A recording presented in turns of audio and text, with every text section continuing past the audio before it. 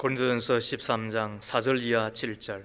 사랑은 오래 참고 사랑은 온유하며 시기하지 아니하며 사랑은 자랑하지 아니하며 교만하지 아니하며 무례히 행하지 아니하며 자에게 유익을 구하지 아니하며 성내지 아니하며 악한 것을 생각하지 아니하며 불의를 기뻐하지 아니하며 진리와 함께 기뻐하고 모든 것을 참으며 모든 것을 믿으며 모든 것을 바라며 모든 것을 견디느니라. 이는 하나님의 말씀입니다. 하나님 감사합니다. 아멘. 사랑 플러스 두 번째 이야기입니다. 오래전 미국의 홉킨스 대학의 한 교수가 대학원생을 빈민굴에 보내면서 그곳에 사는 12살부터 16살까지 200명의 아이들을 대상으로 연구를 진행하였습니다. 그들의 부모와 또 환경과 삶의 질 등 사회학적 자료들을 근거로 이 아이들의 미래가 어떻게 될 것인가 하는 연구였습니다. 그리고 종합하여 이런 결론을 내렸습니다. 이 아이들의 90%는 교도소에 갈 수밖에 없는 상황이다. 그로부터 25년 뒤에 그것을 확인하고자 다시 조사를 했습니다. 그런데 놀랍게도 90%가 아니고 10%도 아니고 200명 가운데 4명 정도만이 교도소에 갔다는 것을 발견하게 되었습니다. 그들의 예상이 완전히 빗나가고 만 것이지요. 원인이 뭘까를 다시 조사를 했습니다. 그랬더니 저들 가운데 독특하게 하나가 있더라는 겁니다. 그것이 한 선생님이었습니다. 선생님을 찾았습니다. 그리고는 선생님한테 물어보았습니다. 그랬더니 그 선생님이 하는 이야기가 글쎄요, 저는 한 일이 그다지 없습니다. 저는 그다지 한 일이 없습니다. 그러면서 그분이 연이어서 한 이야기가 이러하였습니다.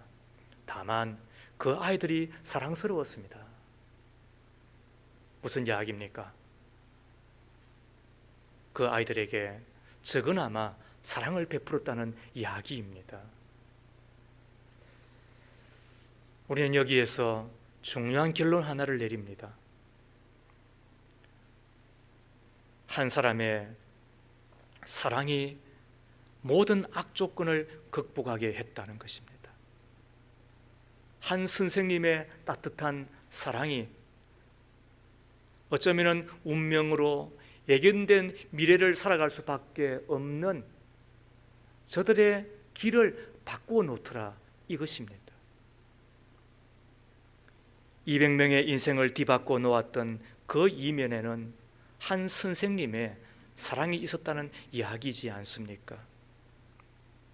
이것이 사랑의 힘이며 아무리 어려운 환경과 고난이 있다 할지라도 극복할 수 있는 것이 사랑임을 다시 깨닫게 됩니다. 그러나 많은 이들이 위기와 고난을 만나면 오히려 사랑을 저버립니다.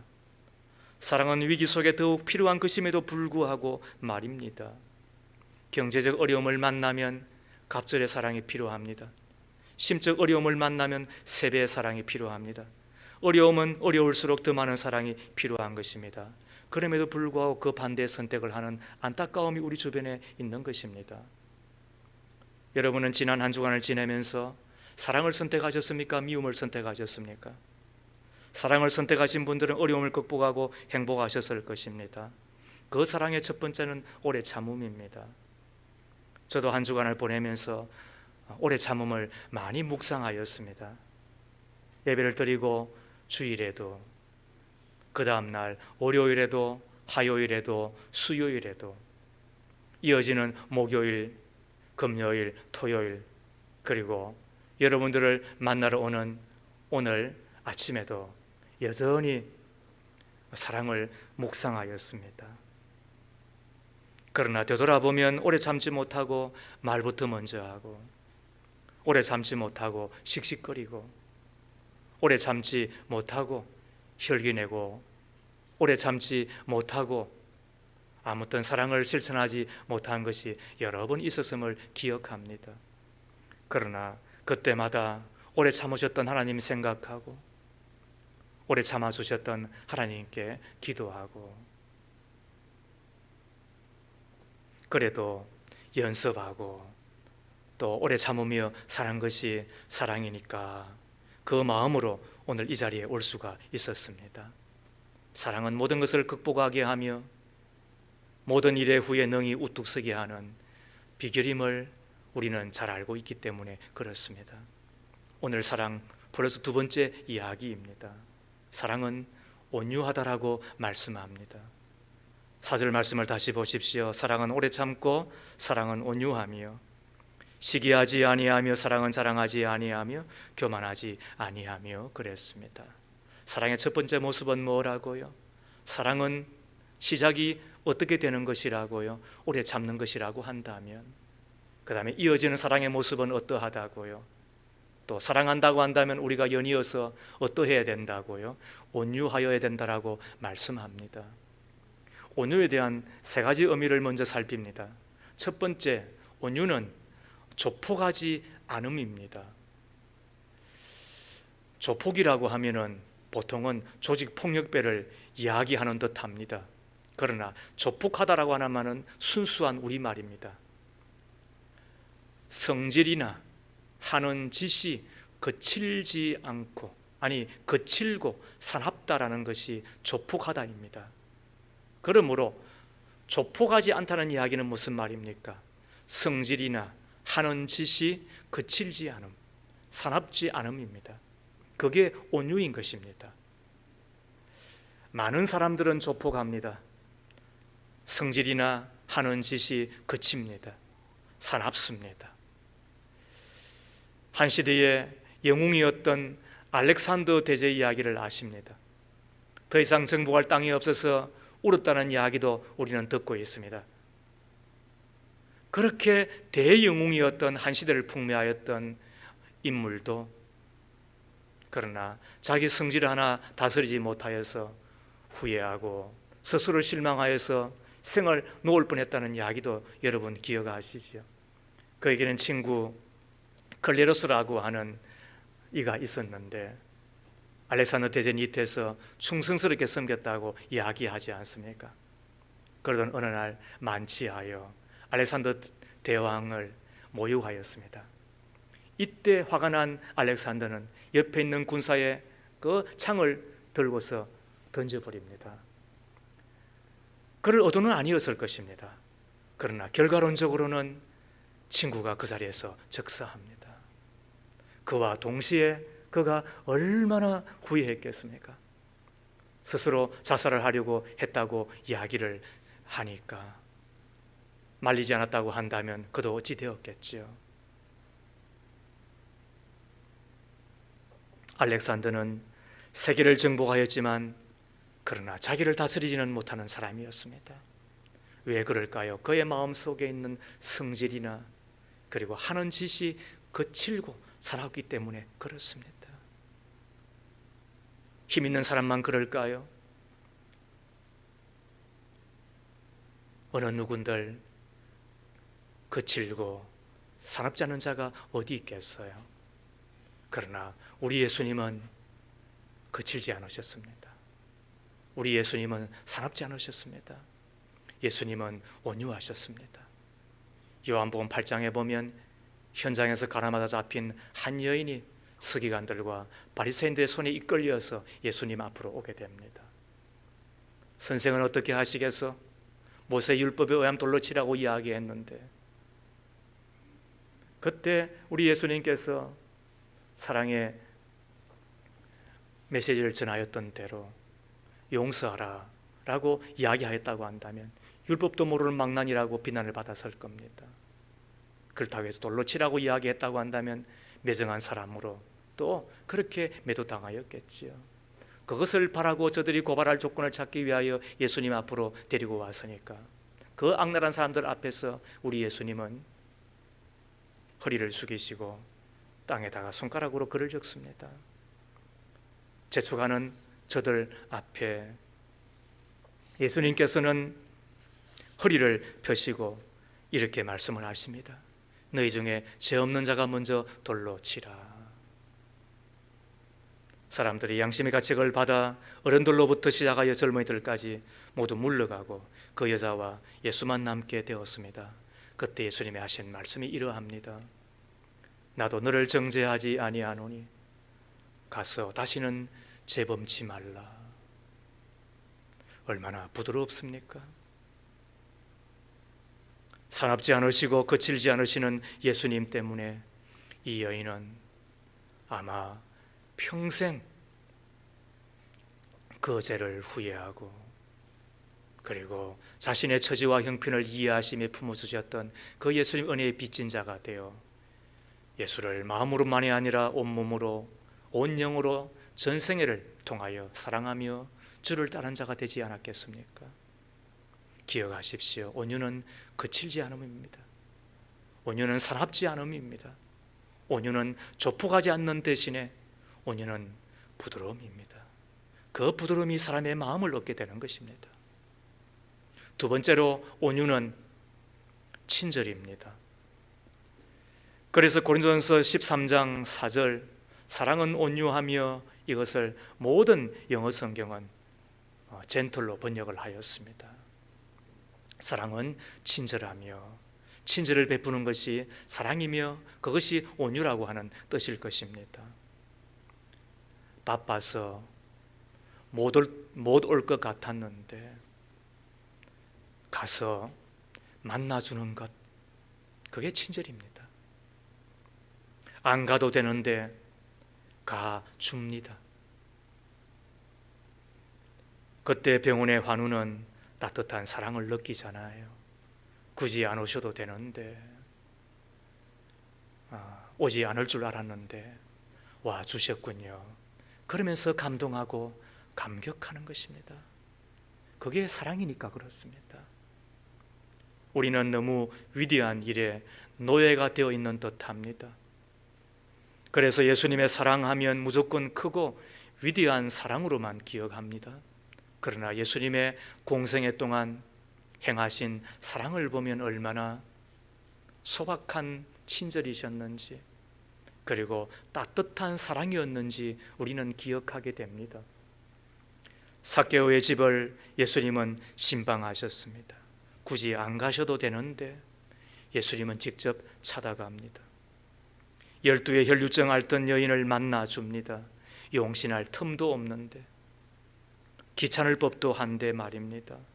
소경 바디메오를 만나고 수가성 여인을 만나 상담해 줍니다. 팔레스틴 여름 대낮이 얼마나 덥습니까? 내 몸뚱아리 하나 관리하기도 버거운데 그러나 만나고 이야기해주고 쓰다듬어주고 그게 우리 예수님의 온유함이었습니다. 예수님께서 이 땅에 살아가시면서 사랑하며 베푸신 친절의 모습이셨습니다. 하워드 핸드릭스의 책 삶을 변화시키는 가르침의 한 부분에 보면 자신의 스승이었던 월터라고 하는 스승에 대한 이야기를 기록하고 있습니다. 월터는 초등학교밖에 나오지 않은 거의 무학자였습니다. 그럼에도 불구하고 교회 학교 교사를 하고 싶은 마음이 있었습니다. 부장 선생님에게 찾아갔습니다. 아이들을 가르치게 해 주십시오. 그때 부장 선생님은 월터가 너무 학력이 없어서 난처해하다가 선생님으로 임명해 줄 터이니 교회에 안 나오는 아이들을 데리고 와서 가르쳐 주십시오. 얼마나 신이 났겠습니까? 이 월터는 길거리에 나갔습니다. 아이들을 모았습니다. 13명의 아이를 모았습니다. 그 13명 중 9명이 결손 가정의 아이들이었다고 하니까 그러나 결론적으로 말하면 그 중에 한 명이 하워드 핸드릭스였습니다. 13명 중에 11명이 나중에 다 목사가 되었다고 전하여집니다. 그 이유가 무엇이었을까요? 모두가 다 나는 월터 선생님의 작은 터치를 잊을 수 없습니다 라는 고백이었습니다. 그 이후에 월터 선생님은 30년 동안 교회학교 선생님을 하였는데 기독교 출판 대표가 나오고 페더럴 뱅크 사장이 나오고 중국 선교 이사장이 나오고 목사와 선교사들이 나오고 기라성과 같은 인물들이 그 품에서 나왔습니다. 월터 선생님의 위대함은 압도적인 물량 공세 혹은 힘의 가시가 아니었습니다. 예수님의 사랑에 감격하고 하나님의 말씀에 변화된 자기 자신을 잊을 수 없고 그것이 너무나 감사하여 아이들을 만날 때마다 따뜻하게 손 내밀어주고 그리고 작은 친절을 베풀고 그리고 꼭 껴안아주며 기도해주는 정도였겠죠. 그러나 그 자금이 한 사람 한 사람을 변화시킨 것을 기억하게 됩니다. 기억하십시오.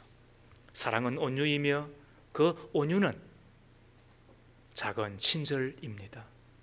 따뜻하고 소박한 친절입니다.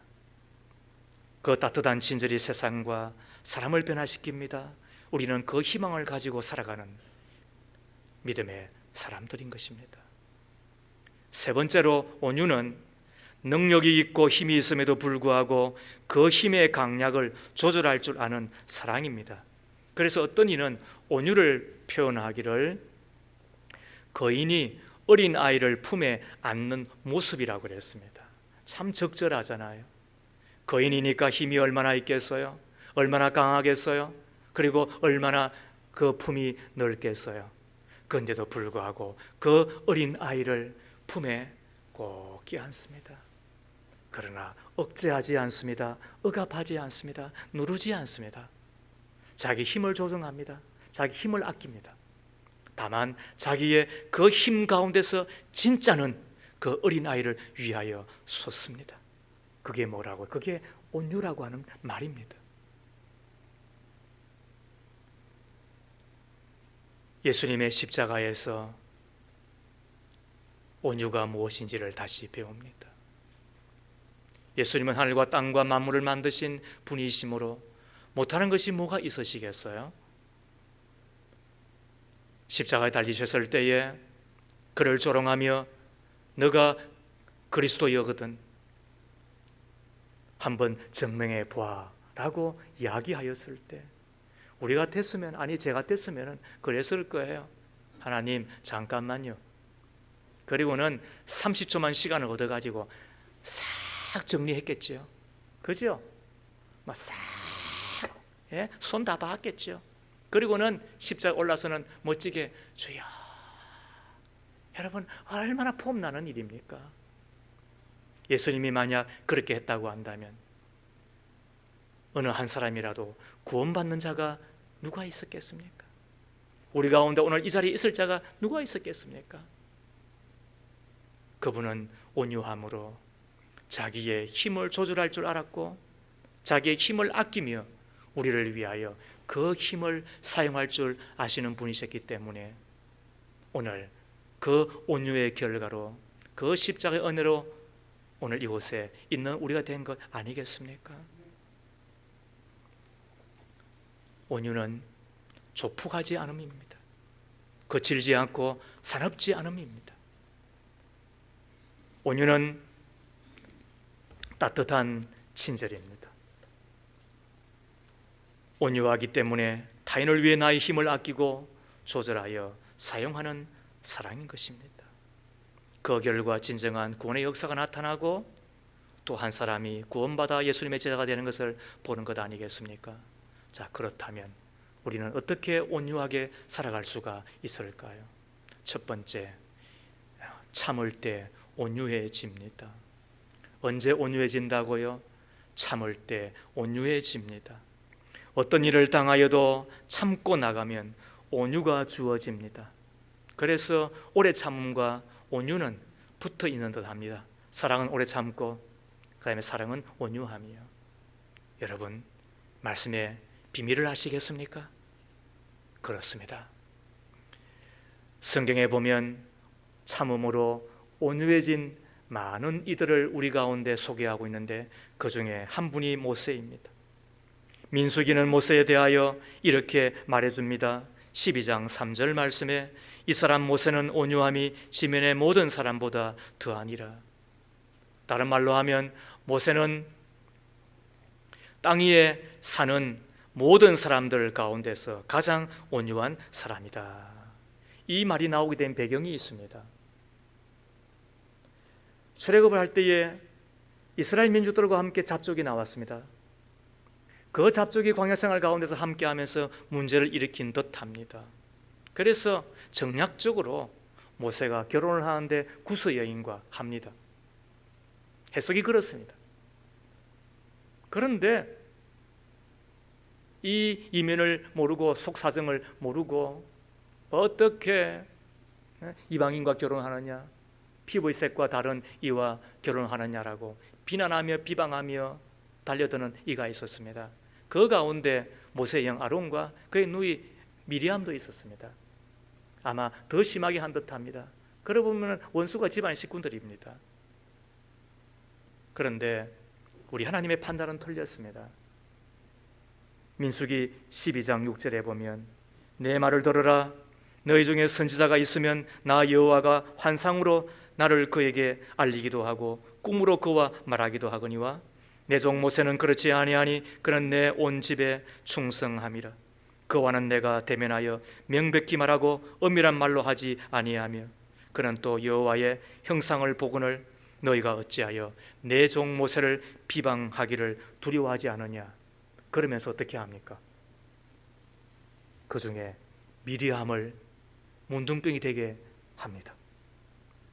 아론도 같이 비방했는데, 그러나 이 구약의 해설서인 미드라시는 이야기하기를 아론보다도 좀 더 어려웠던 미리암이었기에 하나님은 어려운 자가 작은 죄를 지으면 큰 죄로 여기고 그렇지 않은 자가 큰 죄를 지어도 작게 여긴다. 아무튼 그러면서 미리암이 더 어려웠기 때문에 그의 비방의 죄를 심하게 보시고 그가 문둥병에 걸리게 했다라고 말합니다. 이것을 본 아론이 얼마나 기가 막혔겠어요. 동생 모세에게 와서 기도해 달라고 부탁을 하잖아요. 그래서 하나님께 모세가 간절히 기도하였을 때 하나님은 그 기도를 들으시고 누이 미리암의 문둥병을 고쳐주시는데 내용이 이러합니다. 여호와께서 모세에게 이르시되 그의 아버지가 그의 얼굴에 침을 뱉었을지라도 그가 이랫동안 부끄러워하지 않겠느냐. 그런즉 그를 진영 밖에 이랫동안 가두고 그 후에 돌아오게 할지니라 하시니 이에 미리암이 진영 밖에 이랫동안 갇혀 있었고 백성은 그를 다시 돌아오게 하기까지 행진하지 아니하다가 그 후에 백성이 하루셋을 떠나 바란 광야에 진을 치니라. 하나님께서 미리암의 문둥병을 고쳐주시기로 작정을 하셨는데 그런데 7일 동안 진 바깥에 있게 하는 거예요. 그런데 특이한 말씀은 한 여인이 병이 걸려 그 문둥병을 고치는 그 7일 동안 구름 기둥과 불 기둥이 움직이질 않았습니다. 200만 명의 이스라엘 백성들이 그 여인 하나를 바라보고 그냥 머물러 있습니다. 그 기간 동안 미리암이 진 바깥에서 얼마나 자기의 그 비방의 소리, 자기는 옳다고 이야기하지만 그러나 하나님의 그 깊은 속뜻을 알지 못하고 함부로 이야기하였던 그 이야기들을 얼마나 후회하며 그리고 또 아파하며 그리고는 깨끗해졌겠어요. 이 장면 가운데서 나오는 말씀이 뭐예요? 모세는 모든 사람들보다도 온유한 자였다. 참으면 온유해집니다. 성질 부리면 거칠어질 수밖에 없습니다. 세상은 강한 사람을 요구하는 듯하나 그러나 세상을 정복하는 것은 끝내는 온유한 자입니다. 언제 주어진다고요? 모세가 모든 것 가운데 오래 참았을 때입니다. 그때 온유가 부어지고 그리고 오래 참을수록 나중에 온유가 내 것이 되며 그것이 성품이 되어서 예수의 사람으로 살아가게 되는 것입니다. 온유할 수 있기를 축복합니다. 오래 참으며 살아가는 저와 여러분 다 되기를 바랍니다. 두 번째로, 하나님의 말씀을 겸손히 받을 때 온유함이 주어집니다. 언제 온유함이 주어진다고요? 참을 때 온유함이 주어질 뿐만 아니라 하나님의 말씀을 받되 겸손하게 받을 때 온유함이 주어집니다. 그래서 야고보 사도는 하나님의 말씀을 온유함으로 받으라고 이렇게 말해주잖아요. 야고보서 1장 19절 이하 21절 말씀에 내 사랑하는 형제들아, 너희가 알지니 사람마다 듣기는 속히 하고 말하기는 더디하며 성내기도 더디하라. 사람이 성내는 것이 하나님의 의를 이루지 못함이라. 그러므로 모든 더러운 것과 넘치는 악을 내버리고 너희 영혼을 능히 구원할 바 마음에 심어진 말씀을 온유함으로 받으라. 온유함으로 받되 뭘? 하나님의 말씀을 온유함으로 받으라라고 가르치고 있습니다. 사울과 다윗의 차이를 아십니까? 사울은 땅을 빼앗겼고 다윗은 땅을 얻었습니다. 땅은 이 땅에서의 부동산을 말하는 것이 아니라 땅은 이 땅에서의 기업, 더 나아가 사람을 이야기합니다. 그런데 평행기절 하나가 있습니다. 예수님께서 가르쳤던 팔복 가운데서 온유한 자는 복이 있나니 땅을 기업으로 받을 것이며, 누가 땅을 기업으로 받는다고요? 온유한 자. 그러므로 온유하면 땅을 기업으로 받고 사람을 얻습니다. 세상을 얻게 됩니다. 이것이 하나님이 가르치는 진리고 하늘의 원리인 것입니다. 사울은 온유하지 못함으로 그가 땅을 잃어버리고 사람을 다 잃어버리고 말았습니다. 한날 사무엘이 나타나서 사울에게 이야기합니다. 아말렉을 치십시오. 하나님의 명입니다. 진멸하십시오. 양과 수와 모든 것을 다 없애야 합니다. 원수이기 때문에 그렇습니다. 전장에 나갔습니다. 그러나 그가 어찌된 연고인지 양과 소를 남깁니다. 하찮은 것은 다 없이 하는데, 그런데 기름진 것, 보기에 좋은 것은 남겼습니다. 그 소리를 듣고 사무엘이 이야기합니다. 이 소리가 무슨 소리입니까? 하나님 앞에 제사를 드리려고 남긴 것입니다. 여러분, 찢어진 입이라고 다 말하면 안 돼요. 그때 하나님께서 사무엘을 통해 주시는 하나님의 음성을 들으십시오. 사무엘상 15장 22절 이하 23절, 사무엘이 이르되 여호와께서 번제와 다른 제사를 그의 목소리를 청종하는 것을 좋아하신 것 같이 좋아하시겠나이까? 순종이 제사보다 낫고 듣는 것이 순양의 기름보다 나으니 이는 거여가는 것은 점치는 죄와 같고 완고한 것은 사신 우상에게 절하는 죄와 같음이라. 왕이 여호와의 말씀을 버렸으므로 여호와께서도 왕을 버려 왕이 되지 못하게 하셨나이다. 그래서 그에게서 땅을 빼앗아 버렸습니다. 사람을 빼앗아 버렸습니다. 왜 그래요? 하나님의 말씀을 버렸을 때에 그는 온유하지 못했기 때문에 그렇습니다. 하나님의 말씀을 버리면 거친 자가 됩니다. 폼 잡고 사람 앞에 멋지게 살은 것처럼 보이나, 그러나 하나님은 뭐라고 이야기한다고요? 너는 거친 자다. 너는 더 이상 땅을 차지할 수 없는 자다. 그래서 버려버립니다. 온유함을 버렸기 때문에 그렇습니다. 반면에 다윗은 어떠합니까? 그는 땅을 차지한 자가 되었습니다. 사랑을 차지한 자가 되었습니다. 그도 우리아의 아내 바세바를 범함으로 하나님 앞에 얼마나 큰 죄인입니까? 우리 가운데 그런 자는 아무도 없습니다. 그는 연이어서 살인죄를 저지르고, 그리고 하나님 앞에 얼마나 그 죄를 숨기기 위하여 발버둥을 칩니까? 사람은 변명이 많고 말이 많으면 다 속이 캥기기 때문에 그런 겁니다. 그 기간을 1년 반 가까이를 지나였을 때 한날 하나님은 나단 선지자를 보냅니다. 그리고는 왕에게 와서 이야기하기를, 한 마을에 두 사람이 살았습니다. 한 사람은 양과 소가 많은 부자이고, 그런 한 사람은 암양 하나를 키우는 가난한 사람입니다.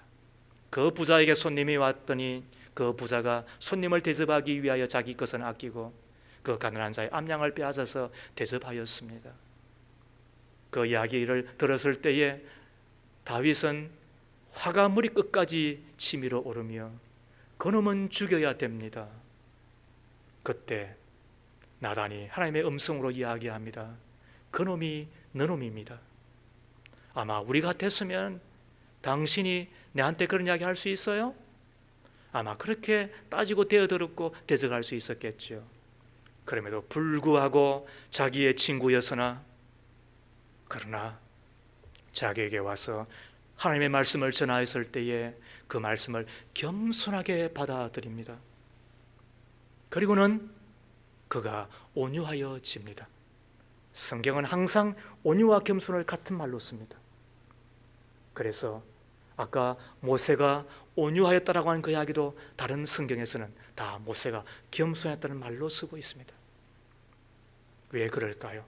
하나님의 말씀을 겸손하게 받을 때에 겸손해진다는 뜻이고 하나님의 말씀을 겸손하게 받아들일 때 온유해진다는 말과 똑같기 때문에 그렇습니다. 그때 다윗은 왕으로서 땅을 차지하고 사람을 얻고 그리고 태평성대를 이루게 됩니다. 지금도 하나님의 말씀을 듣는 자가 됐어요. 기도하라 그러면 성질내지 말아요. 주일 지키라 라고 이야기하면 괜히 마음속으로 거칠게 반응하지 말아요. 주의 종이 하나님의 말씀을 전하면 그래서 주일날은 자동차를 타고 와서라도 교회 주변에서 예배드리라 이야기를 들으면 아멘 하면 온유한 자가 되고 뭘 얻어요? 땅을 얻고 세상을 얻고 천하를 얻게 됩니다.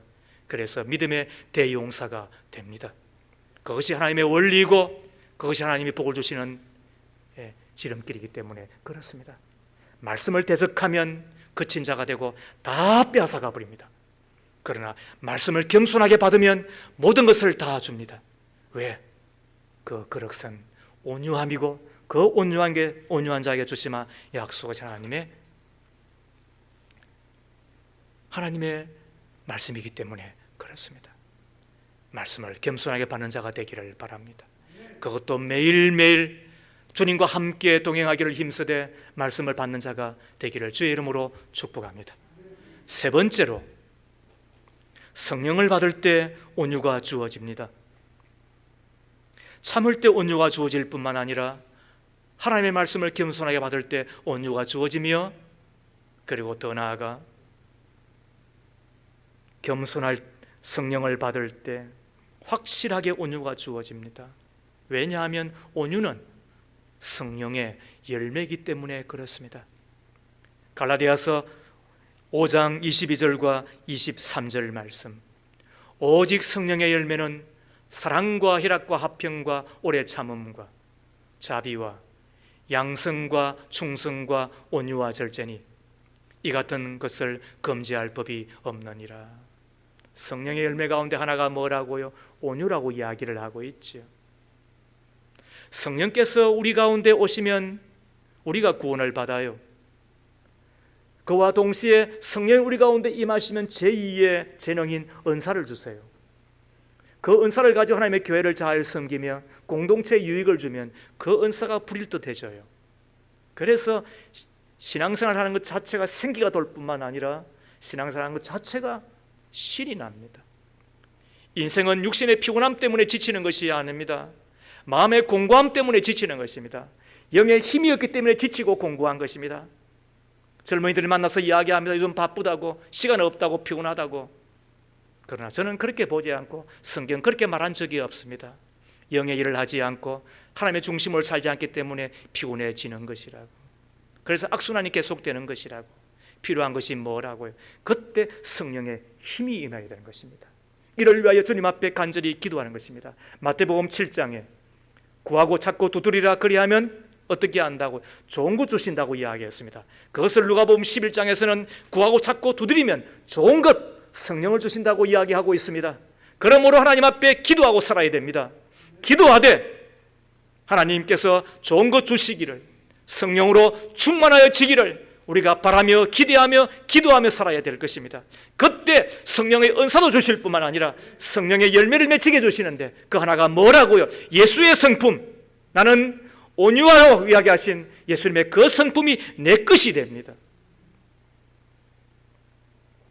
성경의 3대 인물을 들라하면 모세와 바울과 베드로를 꼽을 수 있습니다.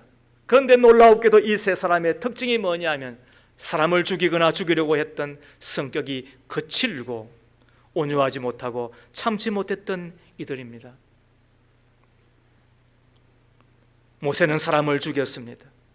바울도 스데반을 죽이는 데 동참하였습니다. 베드로도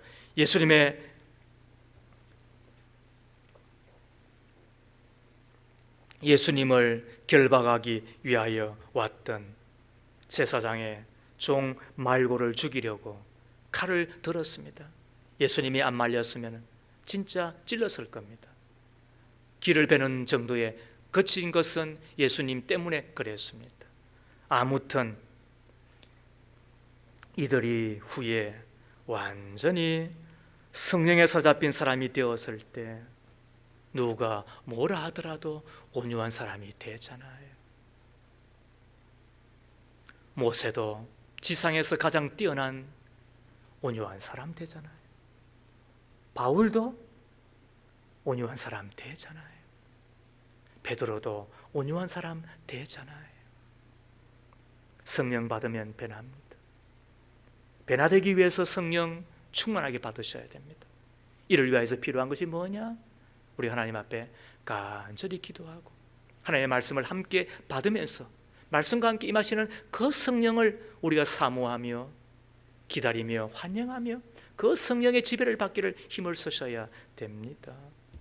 그리할 때 예수의 사람, 온유한 사람, 땅을 기업으로 얻는 사람 되게 될 것입니다.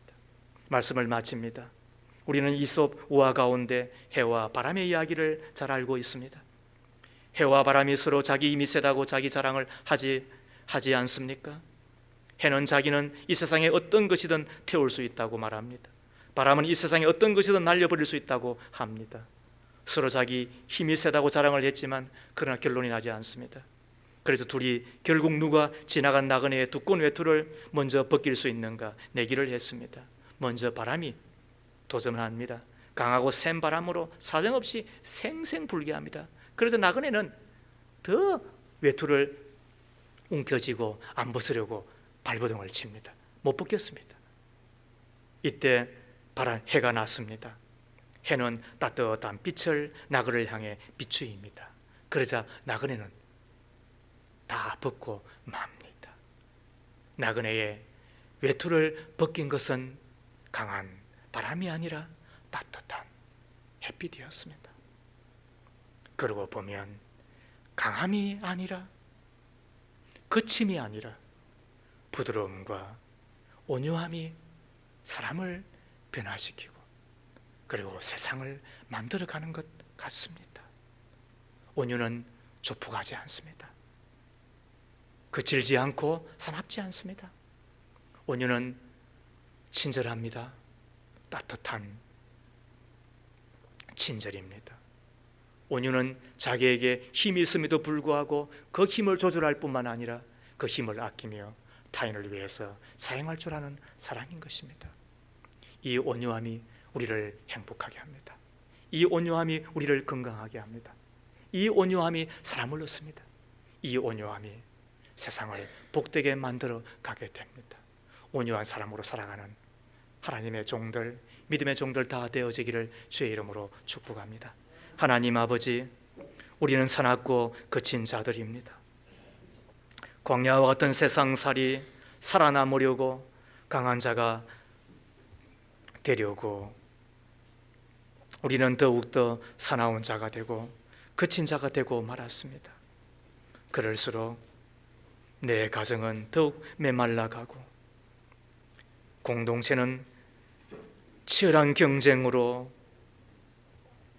살벌하기까지 한 곳이 되고 있음을 보게 됩니다. 주여, 우리의 가정과 우리의 교회가 사랑이 넘치는 곳이 되기를 빕니다. 나로부터 시작이 될 수 있도록 우리 가운데 사랑을 더하시되 오래 참고 온유한 자가 되게 하옵소서. 우리의 거칠고 사나운 성품이 변하게 하옵소서. 우리의 냉정한 인정이 변하게 하옵소서. 우리의 힘을 가지고 마음대로 하고 싶은 마음이 변하여 그 힘을 조절할 줄 알며 힘을 아끼며 세상과 사람과 공동체를 위하여 온유한 사람으로 사랑하며 살아가는 작은 예수가 꼭 되게 해 주옵소서. 예수님 이름으로 기도합니다. 아멘.